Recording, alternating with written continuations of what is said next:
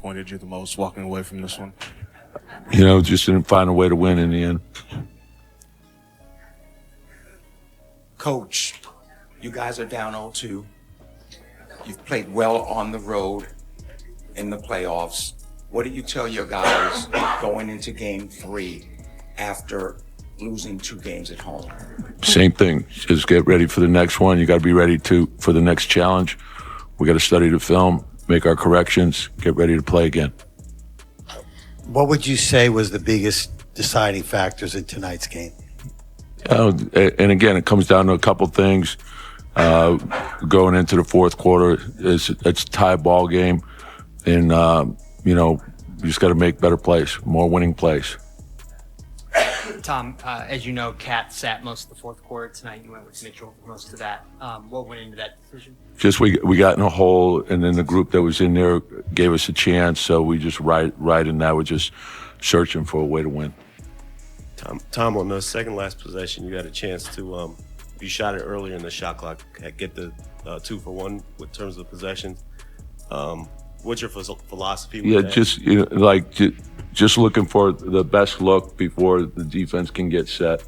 So that's what we're trying to do. Coach, 14.1 seconds to go. You have a timeout left. Jalen brings it up the court quick. What were you looking for on that possession? Yeah, open floor. I thought he got the space.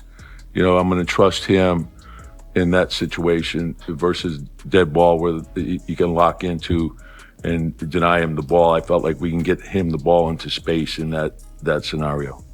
Tom, what do you see in the first quarters? 19-9 tonight, and the slow starts have been a thing. Is there a way you guys can kind of nip that? Yeah, we just got to keep looking at it. Got to do better. Tom, Siakam, 39 points, obviously. Was it his ability in transition, or how did he hurt you guys tonight? Compilation, everything, transition, half court, space. We got to do a better job on it. Given where you guys are down 2-0, and we talk about the slow starts, are you at the point where you almost have to strongly consider making a change here? We always look at everything. Tom, what can Cat do to just get a little more comfortable when he has to defend in space? Just keep working at it. Tom, I'm curious. There was that unbelievable play that Mitch made on the block, and then it looked like maybe he came down on his ankle. The immediate play after that was a play out to the corner that it didn't really look like he could contest just because of his ankle. Did he lose a little bit of steam at all after he kind of looked like he rolled it? I don't think so. Tom, they played 11 guys tonight, and obviously down the stretch they were able to pull away a little bit. Is fatigue a factor late in these games here? Well, we had a chance to tie the ball game, so it's a hard-fought game. Both games came down to the last play, so, it's whatever you think it is. Much tighter game than the last one in a lot of ways. Difficult, physical. Thought our guys held their composure very well through some runs and a lot of crowd noise and a lot of commotion, and they kept their poise. So it's day 3 of 13 days, and no one's getting ahead of themselves. There's a lot of work to do. What did you make of what Pascal Siakam did today and the opportunity you had to recognize? Special game. Early in the first half, he was the guy that got us going and got us through some difficult stretches. Thought he really picked his spots to be aggressive. He ran great. He did everything. He attacked the rim. He was great in mid-range, and he the 3-point shot was there. And so it's hard to score that number of points in a game like this, where you always have a physical matchup defensively, and there's a guy crashing and flying at the basket, but he did a phenomenal job, and it's a quiet 39 points. It really was. You mentioned just the tough matchup he had. I mean, he's had obviously really difficult matchups the entire playoffs from Giannis to Evan to OG. Because what's it been like for him to work through those scenarios and find his opportunities over the course of the series, that caliber? Yeah, he's a veteran. who's been in these situations multiple times. He understands the importance of patience and being disciplined and understanding, the NBA playoffs are a process. You have to keep working the process, whatever your process is within the team. He never forces it. And when we get in a bind late clock, he can get a shot up in the rim, and a lot of times it goes in. And so, he's been great. Been great all year.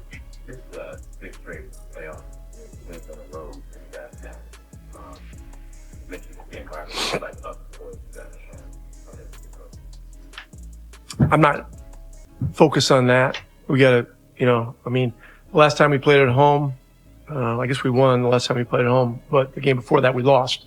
And so there are a lot of traps here. You cannot assume going home is going to be easier. It never is. Each game as you ascend in a playoff series becomes harder. And New York is, they've got an amazing fighting spirit. And so, we're gonna have to keep concentrating on our process, making it hard on them, trying to keep tempo in the game. And the rebounding, and the rebounding, it was better tonight. We lost the overall rebounding battle. But we didn't get hurt nearly as bad on the offensive boards, and that's something we got to continue to focus on. Was it watching that fourth quarter for most of it? It's tough to lose anyway, so just got to regroup and get ready for the next one. Yeah, what are you seeing at the beginning of these games that are contributing to the slow starts? It came out 19-9 today, and it's been a few times where you guys kind of let other teams build the lead before you guys decide to fight back. What are you seeing? We're just putting ourselves in a deficit. Told you how we can't keep doing that. It's not every time we're gonna be able to fight back and find ourselves with a win. So, just gotta execute, be more disciplined. What's not happening defensively that's allowing teams to get out to the quick starts? What are you seeing? We're just not executing enough. And I told y'all, execute. It comes down to execution, and we're just not doing enough of that. The team obviously plays fast, and some of the talking points coming in is the physical fatigue that it comes with playing with them. But is there a mental fatigue too in terms of the sharpness you have to be for 48 minutes going against some super teams to kind of be pretty steady throughout the whole game? I think that's for everybody. You're in the playoffs. You're one of the last four teams. You expect everyone to be great, especially if you make the playoffs. So we're just not executing enough. What's the mindset when you're down 0-2, and obviously history says 93% of teams that are up 2-0? I told you about that with the word history. I'm not here to repeat it. We're here to make it. So if I've learned anything, especially last year, as quick as you win 2 games is as quick as you can lose 2 games. So, just bank on my experience and, we just got to execute at a higher level. They're jumping on you early in the fourth with that double big lineup. It seems like there would be the spacing that they're able to get to when they bring you guys down low is maybe giving you a little bit of a hard time. Are you seeing a different kind of look when they're spacing their bigs down low? I got to watch the tape. So I can have a good answer for that. But as of right now, when I watch the tape, I have a better idea. You think you and Mitch together give you guys a good shot at slowing them down and then combating what it is that they do out there? We just got to do whatever it takes to win. Simple. We had some blown coverages, I think we went down 6 or 9 or whatever it was, so 10. Playoffs is, a lot of games are determined by a possession, 1 or 2 possessions, and you can't, have those lapses.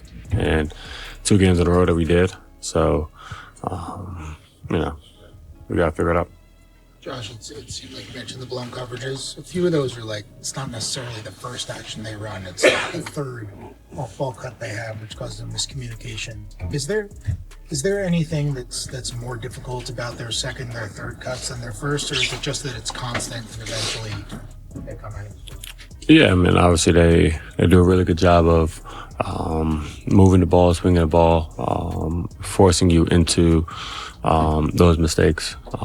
And we have to be more sound defensively to guard the first action, the second action, but also the third action.